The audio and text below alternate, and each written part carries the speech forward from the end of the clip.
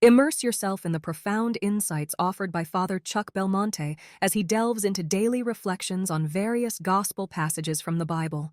Which comes first, God loving me or I fulfilling the commandments?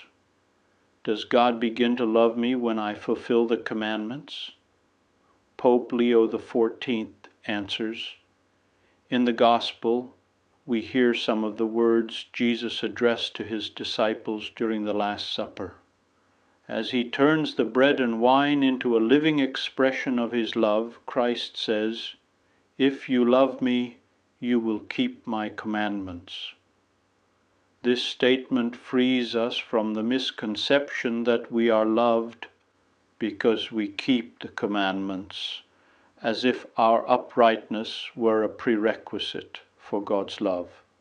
On the contrary, God's love came first and is the basis for our uprightness. We truly keep the commandments according to God's will when we recognize his love for us. Just as Christ revealed it to the world, Jesus' words are therefore an invitation to enter into a relationship, not a blackmail or a suspicious ultimatum. This is why the Lord commands us to love one another as he has loved us. Jesus' love begets love within us. Christ himself is the standard, the measure of true love, the love that is faithful forever, pure and unconditional, the love that knows no buts or maybes, the love that gives of itself without seeking to possess, the love that gives life without taking anything in return. Since God loved us first, we too can love, and when we truly love God, we can truly love one another. It is like life itself.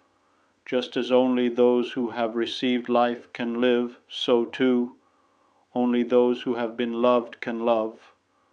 The Lord's commandments are therefore a way of life that heals us from false loves. They are a spiritual lifestyle, the path towards salvation. Precisely because he loves us, the Lord does not leave us alone in life's trials. He promises us the Paraclete, that is the Advocate, the Spirit of truth.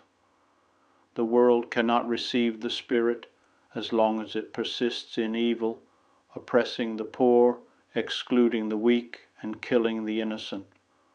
On the other hand, those who respond to Jesus' love will find in the Holy Spirit an ally who will never fail them. You know him, says Jesus, for he dwells with you and will be in you. We can therefore bear witness to God, who is love always and everywhere.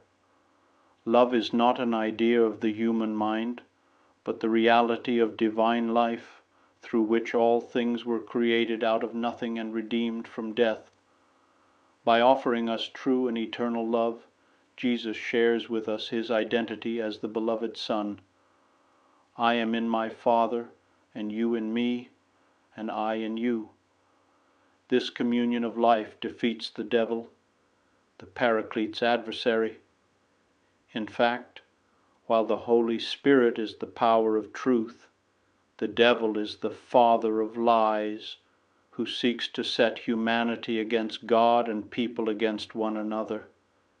The very opposite of what Jesus does by saving us from evil and uniting us as a people of brothers and sisters in the Church. I would be delighted to extend an invitation to you once again tomorrow for another insightful reflection on the Gospel by Father Belmonte.